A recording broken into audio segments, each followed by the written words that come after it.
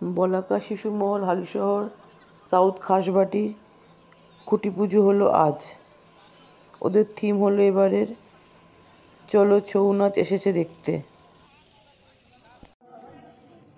মমতা সাহেব মহাশয়া আমরা বলাকা জানাই, উপস্থিত হয়েছেন সমাজসেবক অভিনন্দন জানাই। আমরা সোশ্যাল মিডিয়ার যে সমস্ত বন্ধুরা আছেন, প্রতি বছর এবছর সেটা মানুষ কবে থেকে দেখতে পারবে তারা মানে ওপেনিং কবে থেকে? আমরা প্রতিবার যেটা করি প্রথমার দিন কি দ্বিতীয়ার দিন ওপেনিং হবে, সেটা আমরা পরবর্তী সময় আপনাদেরকে জানাচ্ছি। এই যে থিমটা করেছেন ছৌ নৃত্য, এটাকে কিভাবে ফুটিয়ে তুলবেন? ছৌ নৃত্যটাকে কিভাবে ফুটিয়ে? ছৌ নৃত্য বলতে দেখুন কনসেপ্টের মধ্যে অনেকগুলো পার্ট রয়েছে এবং পুরুলিয়ার কাছে যে পুরুলিয়ার সঙ্গে ছৌ নৃত্যের যে ছৌ নাচের যে কানেকশন রয়েছে প্রতিটা পার্টের মধ্যে সেগুলো ভাগ করে দেওয়া থাকবে এবং মানুষ ছৌ নাচটাকে পুরোপুরি উপভোগ করতে পারবে।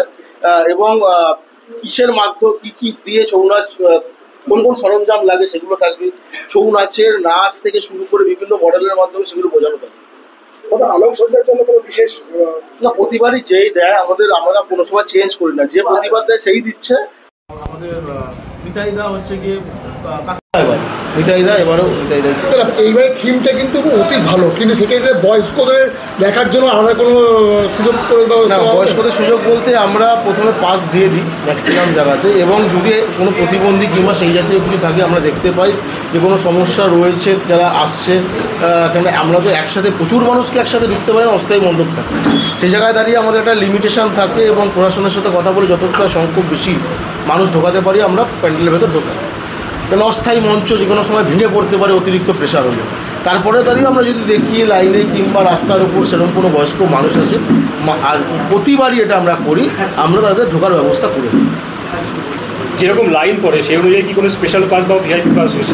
স্পেশাল পাস বলতে আমরা কার্ডের সাথেই স্পেশাল পাস কিছু দিই প্রতিটা ক্লাব, আশেপাশের ক্লাবগুলোকে, সমাজসেবী সংগঠনগুলোকে দিই, আমরা এটা প্রতিবারই দিই, তার একটা লিস্ট আছে, প্রতিবারই যেরকমভাবে সেটা ডিস্ট্রিবিউট হয় ওরা সেভাবে ডিস্ট্রিবিউট হয়। কী বার্তা দেবেন জনগণের?